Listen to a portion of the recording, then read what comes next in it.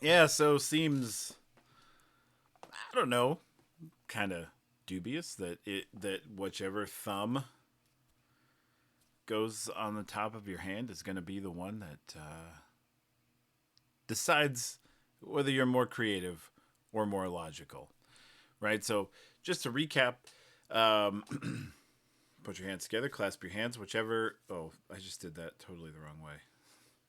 You can't pinch two fingers in it. Anyway, I don't do this motion a whole lot, and they feel both of them feel weird. That feels less weird. Um, whichever thumb is on top, then the opposite brain side determines whether you're um, logical or creative. So I've got left on top, which means I'm right brained, which means I'm creative. Yeah, it doesn't really. Let's talk more about that. Okay, hand clasping. Does it actually tell you anything? Um, actually, possibly. I mean, the theory is that I don't mean the theory we just talked about that whichever thumb is on top, then the opposite side. Not that theory. The theory that came from is that looking at which thumb is on top when you just naturally put your hands together is actually indicative of your dominance, hand dominance. But I'm right-handed, very much right-handed. Like my left hand is pretty dumb. It can't do a lot of things on its own, and the left is on top. So the original theory was that your left, if you end up with the left thumb on top, that would indicate that actually you were somewhat left-handed. We're going to talk about that in a second. Before we get there, um, I want to talk about how hand movements are controlled contralaterally. Contralaterally means opposite side. This is a good word to note. Hand movements are controlled contralaterally, which means they're controlled by the opposite side of the brain. The left hand is controlled by the right side of the brain. The right hand is controlled by the left side of the brain. Um, this is true for most things. Am I talking about that here? Do I not have anything about decussation? Hmm. No. Well, that's crazy. Um, most things are controlled by the opposite side. Most things. Not everything, but like left foot is controlled by the right side of the brain. Um, things that are further down the brainstem are contralaterally controlled. There's a point at which that becomes not true. As you move further up, there's a place called the decussation point. And what that means is that's where things cross over and are controlled by the opposite side of the brain. Decussation point. Uh, above that, things are controlled ipsilaterally. Ipsilaterally means on the same side. And so we're talking about things like cranial nerves at this point. We're talking about cranial nerves, then right cranial nerves are controlled by the right hemisphere because we haven't got to the decussation point yet, so they haven't crossed over. So, coming from the brain, you've got ipsilateral control in the cranial nerves, then all of a sudden you hit the decussation point, which is somewhere, it's a little bit different for everyone, but it's somewhere around the 10th, 11th cranial nerve, somewhere around there. And then things cross over.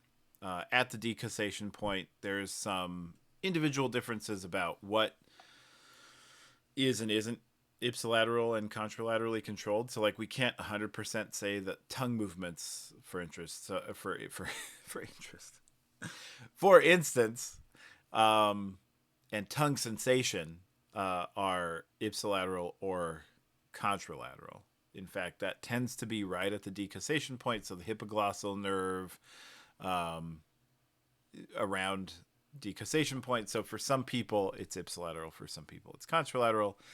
And for some people, there's fibers that come from both sides. So that's kind of a fun, interesting thing. But below the decussation point, everything becomes contralateral. Handedness is below the decussation point, so that becomes contralaterally controlled.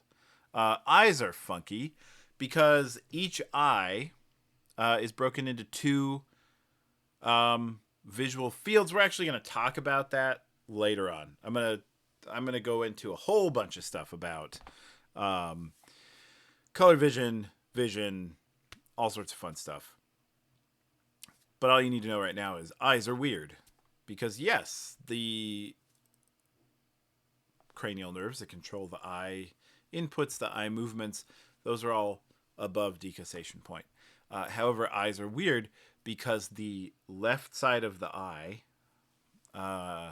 is a different visual stream than the right side of the eye. So just talking about one eye, left side is different than right side. We talked about this with split brain patients because you have to show things to the left visual field, which is the left side of both eyes. So eyes are a little strange. But other than that, ipsilateral, contralateral. Hands are controlled contralaterally. So it is true that your left hand is controlled by the right side of your brain. Your right hand is controlled by the left side of your brain. The hemisphere. So this is talking about me. I forgot for a second what I wrote on this slide. So mine, left thumb on top, is controlled by the right hemisphere. And then this is where we get into theory. This is not even really theory. This is where we get into this conjecture that the right side of the brain is more responsible for creativity, logic or creativity, depending on which side. In my case, it would be left thumb, right side of the brain, creativity. Well, that poses some problems. So hands are controlled by the opposite side, but does that actually mean anything about lateral brain dominance? Is there a dominant side of the brain? Well, before we get there, let's actually talk about hand dominance. So remember, what we're looking at is, put your hands together, and you have left thumb on top, and that's supposed to show that you're left dominant. That was the study from 1947, this one by Luria. Well, that actually might not be true. In addition to hand clasping, they also did arm folding. And so you just kind of fold your arms, just naturally fold your arms. And which way do you like to be? I like to put my left on top. And so the Luria study also would say that, hey, this guy, with his left thumb on top and his left arm on top, he's probably left-handed. Like, even though he uses his right hand for things, he may have been left-handed, and it was changed by teachers or something like that, or parents. No. And in fact, this is a funny story. I'm going to go through it really quickly because it's not actually all that funny. My dad was left-handed. His teachers did try to change him into being a right-hander, and he was so against this. He was like it was like his social movement, like his crusade was like he got really adamant that like no one ever teach me how to use a different hand in case I was left-handed. Like it was so traumatic to him that he's like, no, the kid's gonna be whatever handedness he's gonna be. So that I think is always funny. So I know that I'm right-handed. Nobody forced me to be right-handed. In 2006, some research was done to look into this again, and here's the study right here, this one up above, published in the Journal of Laterality. And what they found was actually the left on top is actually the most common. People putting left on top is much more common. This is left on top for hand clasping and arm folding. And in fact, if you put left on top, if you do the same thing for hand clasping and arm folding, I like left on top for hand clasping, I like left on top for arm folding. If you do the same thing, you're likely right-handed. doesn't have to be left or right. Their finding was congruence in what's on top significantly predicts handedness. They also found just that left on top is like culturally a norm. So there's a small relationship to handedness of left on top being related to right-handedness if you're just looking at hand clasping. But it actually looks like it's more of a just like a social thing, like left goes on top, at least among European adults, which is where the study was done. If you have incongruent, like you do right on top for hand folding and then left on top for your arms, well, then you may actually be left-handed. That's what this study shows. So we've got a little bit of an issue with Richard Wiseman's put your hand clasp and then find your personality type already. Already looking grim. Let's continue. Here's something that you can do that actually works really well. You can test your eye dominance. So what you're going to do is you're going to open both eyes and you're going to point at something. I'm going to point at it should be something far away. So I'm going to point at the camera, but that's not really going to work very well. In fact, it's just going to put a finger in your face. But that's fine. You do something like point at your smoke detector or that creepy spider on the wall that's behind you. I don't know. So point at something, then close one eye. Yeah, see, that was too close. Both of them were fine. So it needs to be something further away. I'm just going to describe it to you. There's too much stuff in front of me. I don't have anywhere to. So point at something with both eyes. So it looks like you're pointing right at it. Then close one eye. Oh, I can do the corner of the room. Okay. So point at the corner of the room. Close one eye. How close does your finger look like it is to the side now? Don't move your finger. Don't re-aim your point. And then close the other eye. Open the one that was closed. Close the other eye. Which one was closer? That is probably your dominant eye. Now you can do it with your other hand, because which hand you use and being a little closer to one eye or the other one can have a little bit of an effect. So do it with your other hand, close one eye, then close the other eye. And if you get an answer where, say, your left eye is closer to center both times,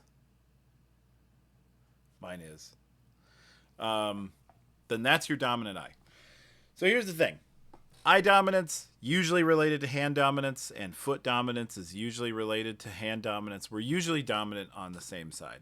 There are some things that can change this. So I am, like I said, really strongly dominant right hand. But my left eye is actually the dominant eye. And I think I can show you why. I'm not sure that this is going to work very good. Here's my glasses. And if I show you how thick the prescription is,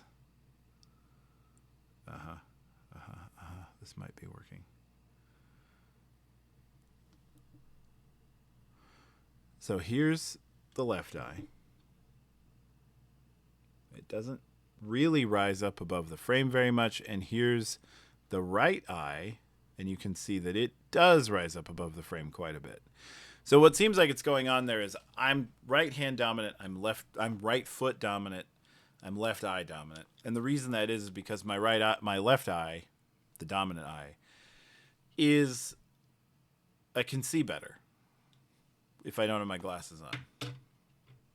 They can both see pretty good if I have my glasses on, but if I have my glasses off, which I kind of do more often than I should,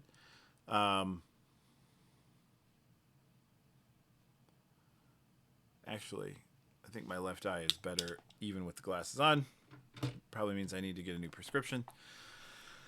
So that's why left eye is dominant, even though it seems like the rest of my body prefers the right hand. So you may have some cross stuff like that.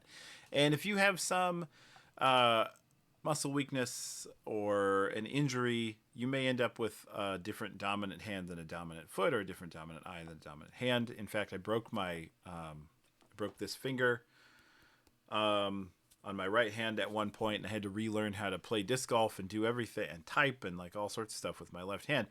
I got really good at it. All of a sudden, the left hand wasn't stupid.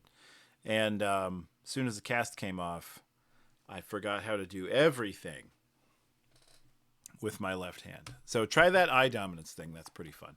Let's talk about laterality. So obviously the brain is lateralized to some extent. We know this. They're not the same. The right hemisphere is not the same as the left hemisphere.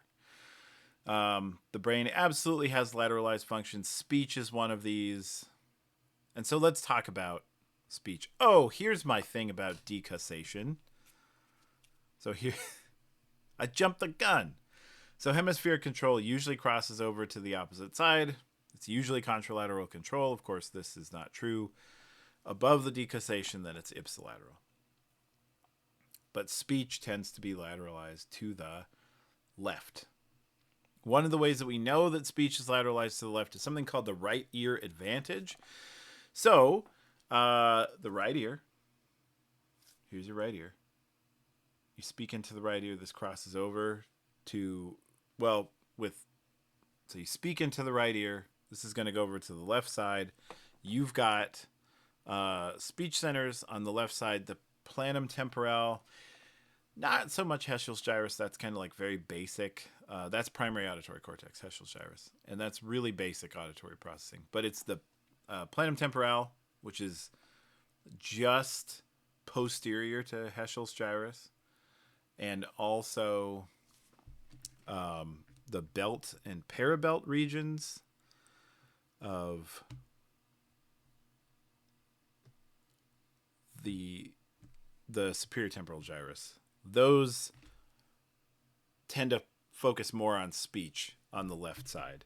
What I want to do is I want to show you a picture of planum temporale really quickly, since we're talking about this. Yeah. This is a great picture. Okay. So here's planum temporale. It's the one in green right here. And you can see that the size is different on either side. Heschel's gyrus is right in front of it. This is, I don't know, is this purple? It's kind of purple looking, brownish purple. Pretty much the same on both sides. There's no laterality difference, or not much laterality difference in Heschel's gyrus, because it's basic auditory processing. Basic stuff. Planum temporale, posterior to Heschel's gyrus, becomes more high-level stuff.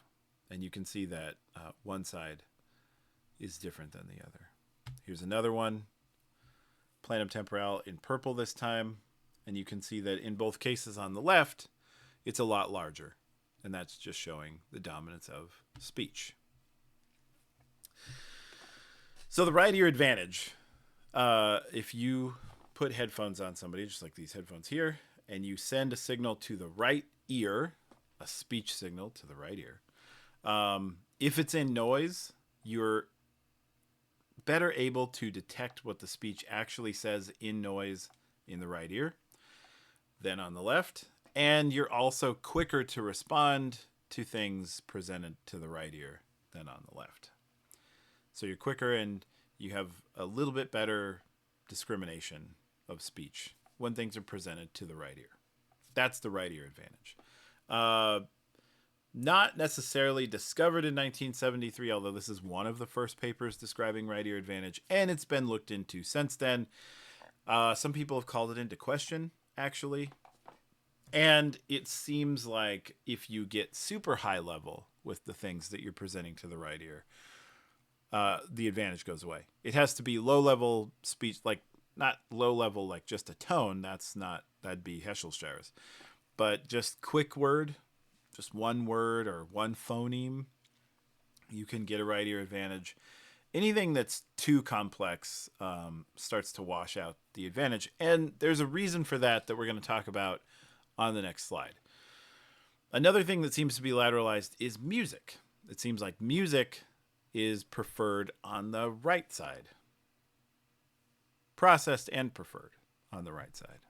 We'll talk about why that is also in just a second. Okay, so are creativity and logic lateralized? Well, logic isn't. So there's another reason why it's looking grim for this hand clasping personality thing. Logic is not lateralized. The left side of your brain is not more logical than the right side. Sorry, but it's not. Learning and thinking associated with activation across the brain. I mean, in both sides, both hemispheres, multiple lobes. It's all important. You need activation everywhere. And in fact, let's go ahead and let's see. Am I going to blow this up? No. Let's go ahead and blow this up right now.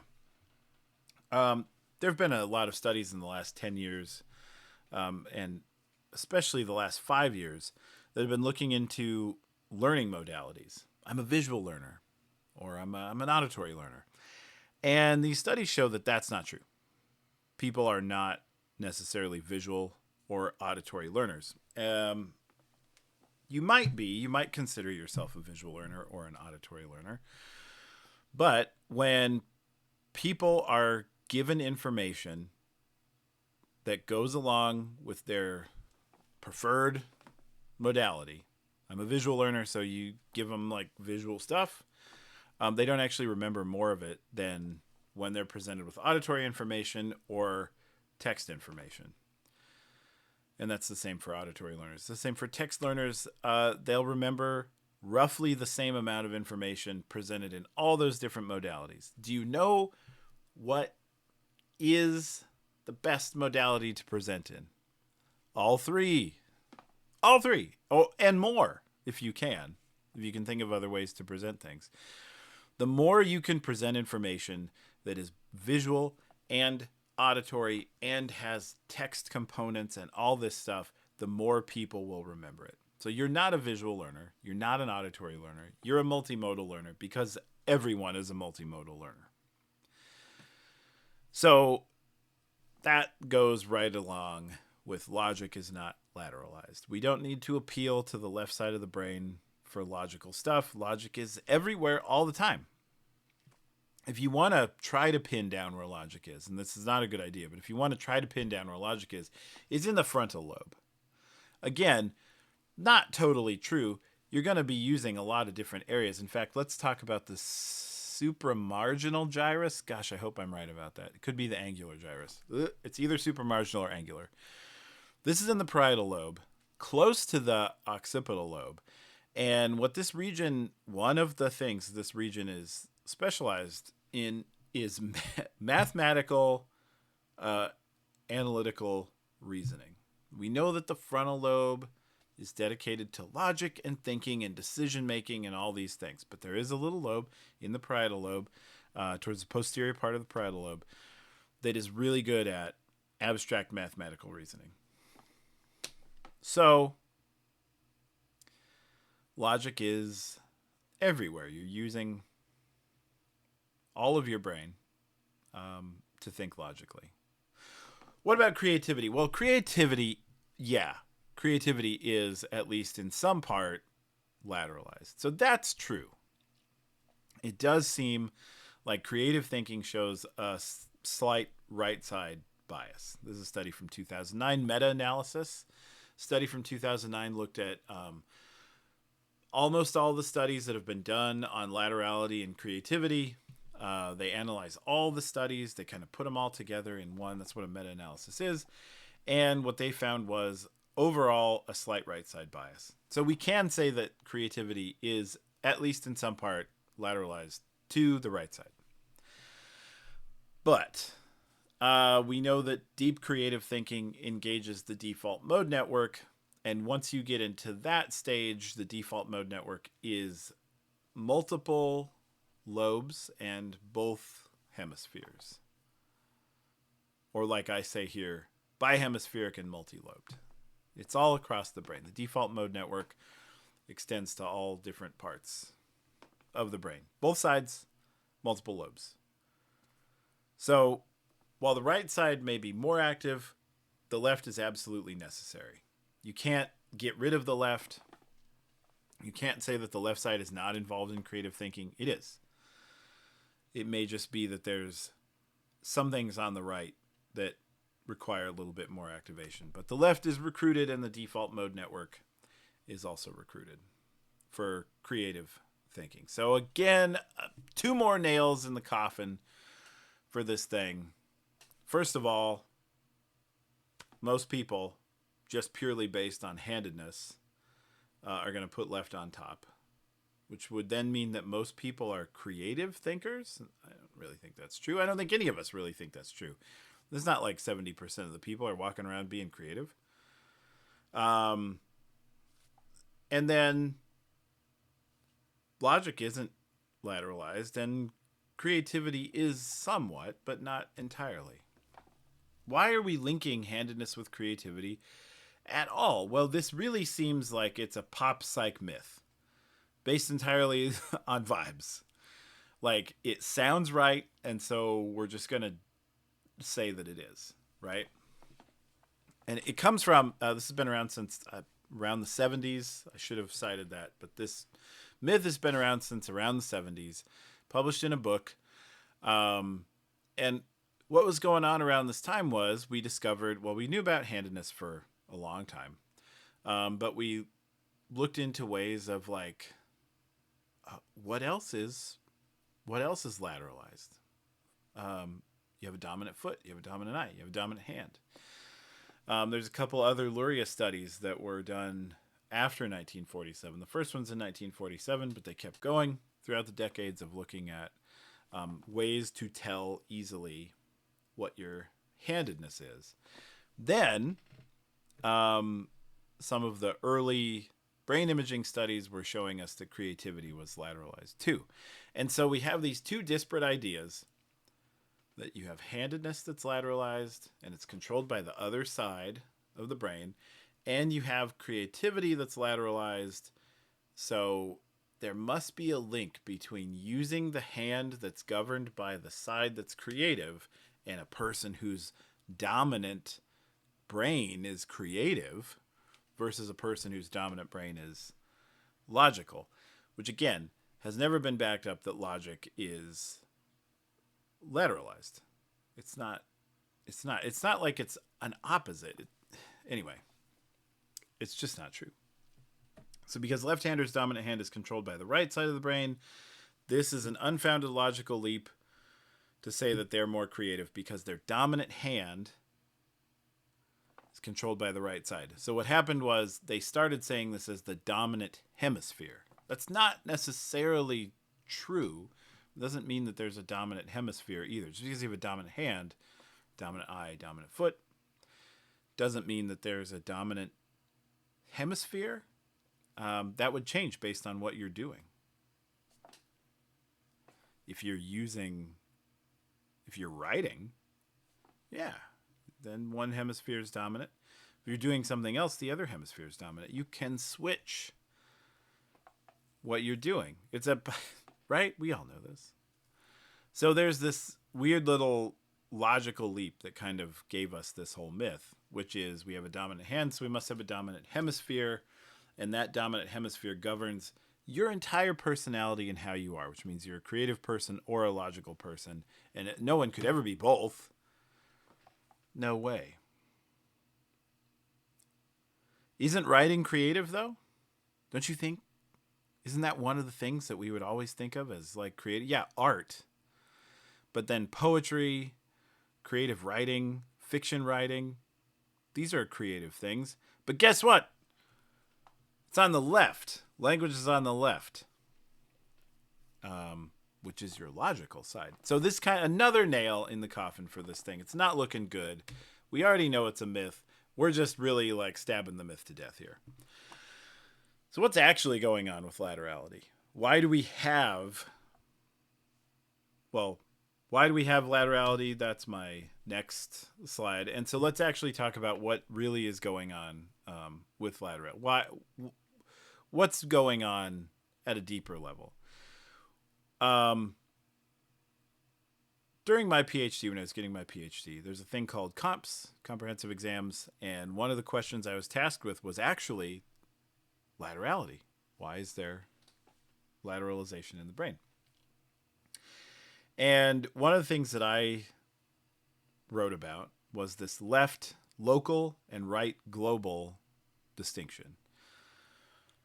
What that means is essentially like the left hemisphere is governing things that are happening at a really small local level. So if you think left hemisphere governs right hand, because we've got contralateral control, the right hand is the one that we use to do all the fiddly little things. So you're writing with your right hand. Sorry, left-handers, I know I'm leaving you out. There's fewer of you.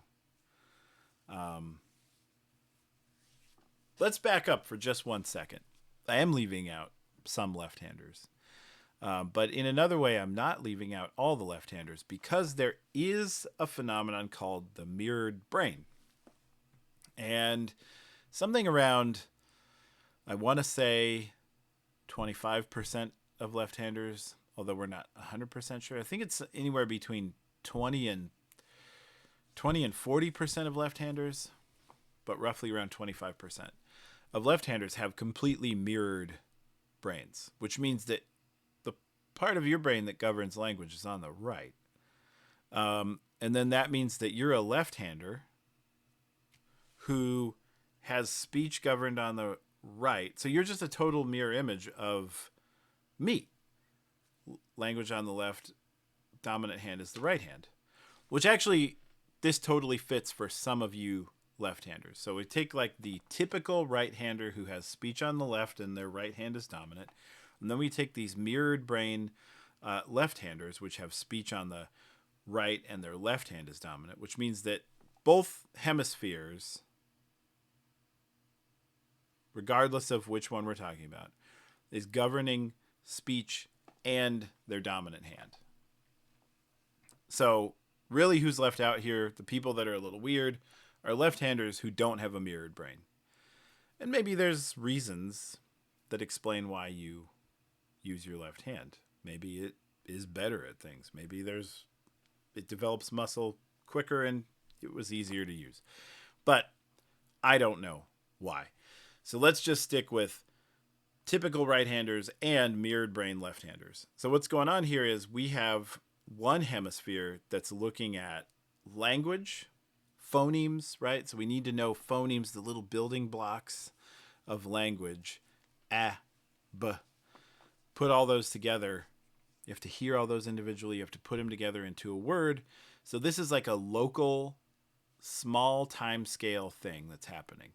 Similarly, when you're doing something like writing or taking apart electronics and you're using your right hand to like do all these intricate little motions, that's small time scale stuff. You have to be able to see where the screw is going. You have to be able to see like how you're making the L if you're writing a cursive L. All this stuff. It's little stuff. It's local.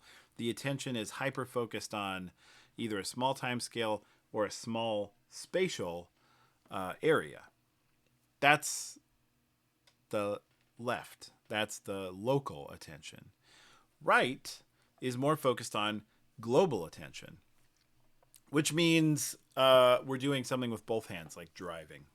The whole body is kind of involved with this. That's global attention. Music unfolds over time.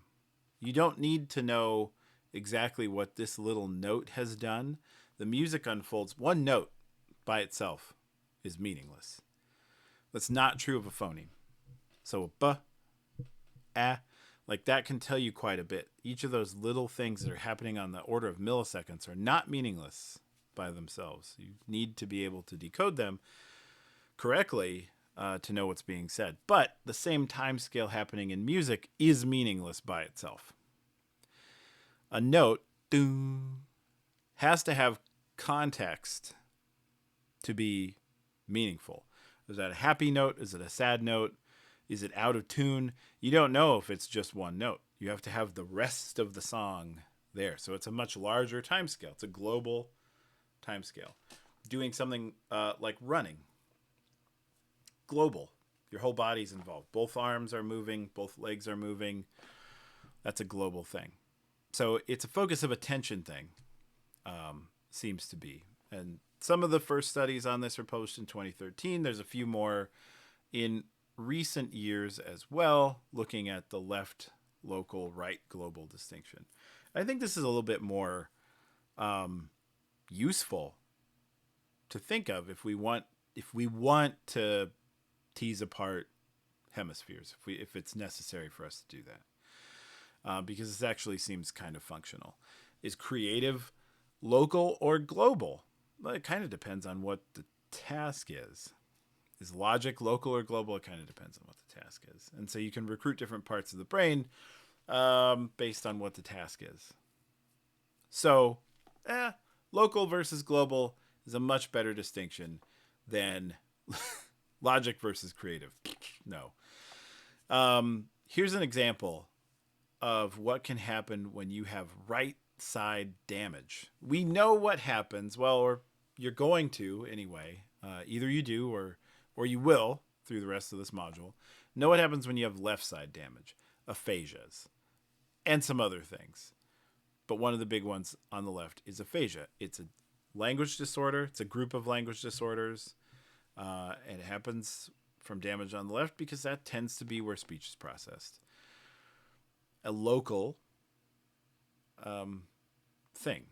Language is a local thing. It's on the left.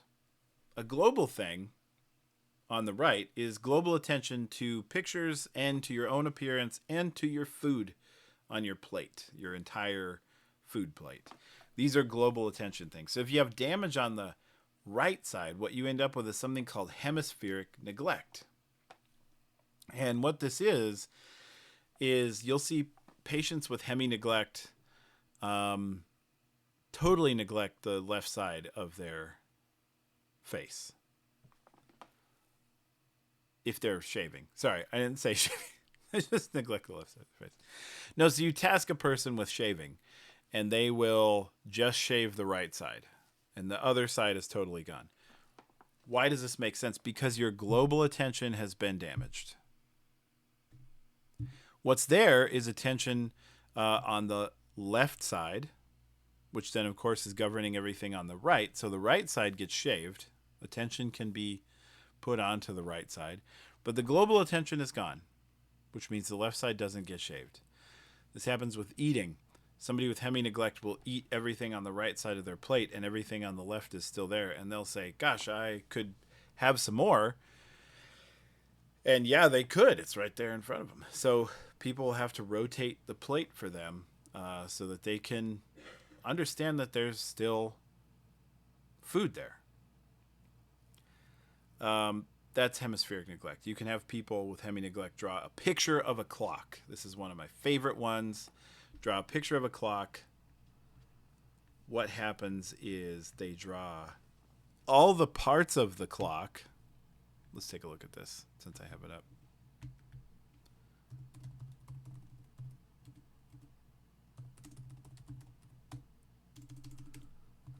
It would help if I could spell. Hemispheric neglect clock. Boom. There you go. So there's everything on the clock, all the numbers, because they're not, again, logic is not lateralized. They have all of their logic. They know that a clock is round. They know that there's hands on the clock. They know that all these numbers need to be there. They do have the 12 twice. But they've pushed everything over to the right because that's where they're paying attention. This is one example. And here they're just copying it. They can look at this and they copy this over here and still everything is pushed over to the right. So, isn't that interesting? Here's more examples of people with hemispheric neglect. Drawing a stopwatch. too many hands on that one, but still everything's pushed over to the right. Here, the right amount of hands, everything's pushed over to the right. So it's really an interesting thing. One last one. Everything over here. Everything over here. This flower only has petals and leaves on the right side. This one too. And these are two different patients. So that's hemispheric neglect. And that's what happens when your global attention is damaged. You can't then pay attention to the entire picture. Why are we lateralized? Well, first of all, laterality, there we go, isn't just a human thing. I don't know if you thought that it was, or maybe you didn't, but it's not. If you have a dog or a cat, you may see them kind of preferring their right paw to do things with, or their left.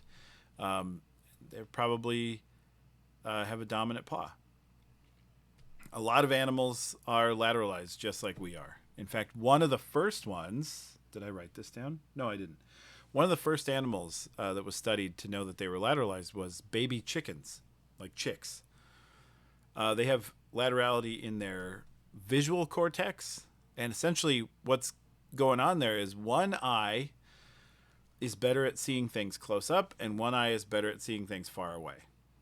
And so they'll kind of walk around with their head tilted, and the eye that's good at seeing things close up is looking towards the ground to find seeds and bugs and stuff like that they want to eat, and the other eye that's good at seeing far away is tilted up towards the sky to be able to see if there's any predators around, like hawks. This is studied by, right here, Rogers 2000. She was the first person to study laterality in animals, and it was with those chicks, baby chickens. Really cool study. There's some great images online if you want to look at it. If you're interested in this, absolutely, you should do that. And then go a little further. Okay, that's great. So it allows them to be able to focus on one thing and focus on another thing. So they'll walk around tilted, making use of their laterality. Great, good.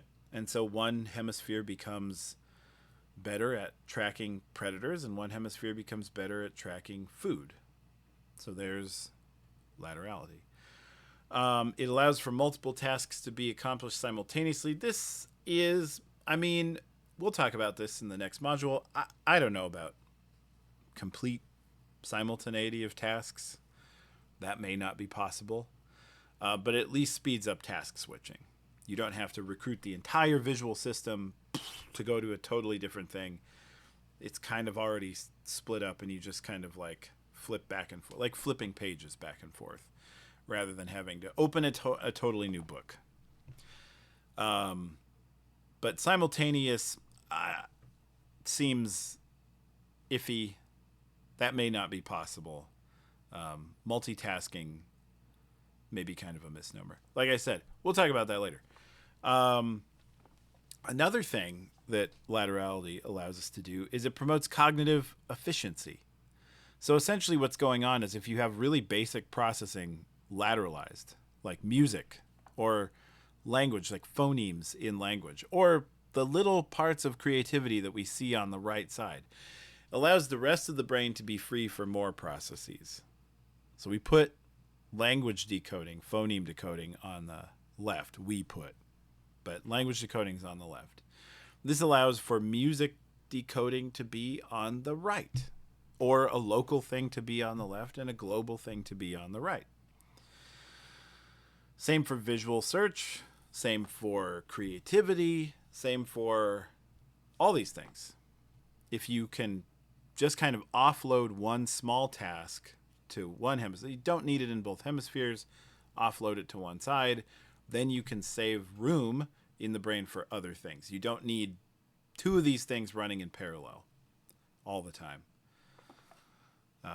because then it's redundant.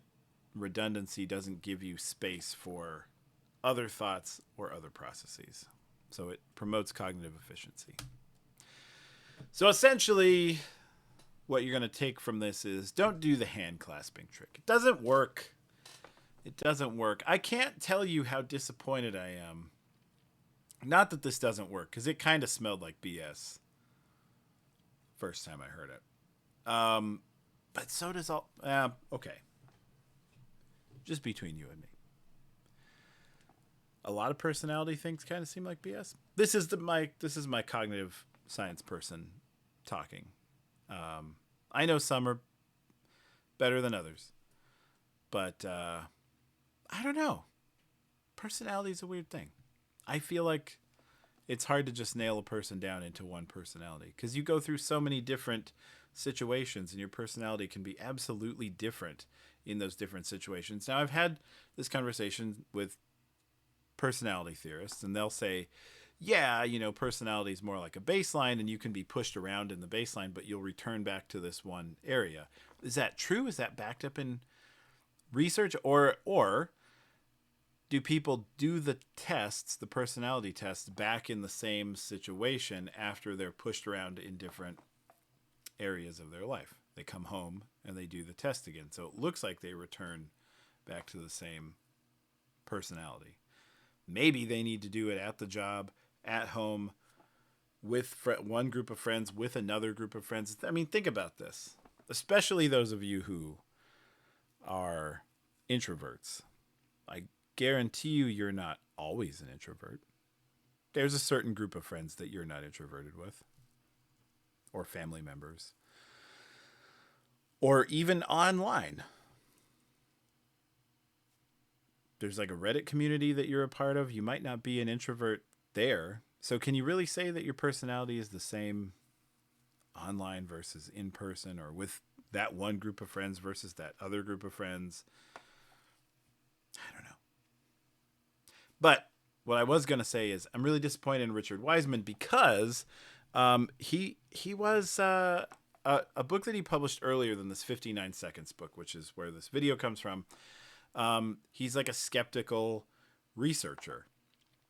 He did research on infrasound to put forth the hypothesis that maybe some things, when people are seeing like ghosts or getting weird feelings like a house might be haunted, is actually infrasound. He did some research on this that shows that, yeah, infrasound can make people feel strange emotions, or can make people, the vitreous humor of the eye, vibrate in such a way that they think that they're seeing a ghostly entity. So this is a great skeptical conclusion, finding something that's actually in the real world that can explain something that's otherwise unexplainable. And to me, this hand clasping thing is in the same realm as ghosts are real. It's just totally fake. And it's not even hard to find out that it's fake. It's extremely easy to Google to find that it's fake. I mean, go on Google Scholar, look up papers about this, or even go on regular Google and look up blog posts from other scientists who are saying the same thing I am about this being just like pop psych BS from the 70s that has been around so long that people just assume it's true. It's not true. So, kind of a bummer. And anyway, don't do this. And if you're at a party and your friends are doing it, go into this whole 20-minute discussion. You'll be so cool. People will be like, wow, this guy, life of the party.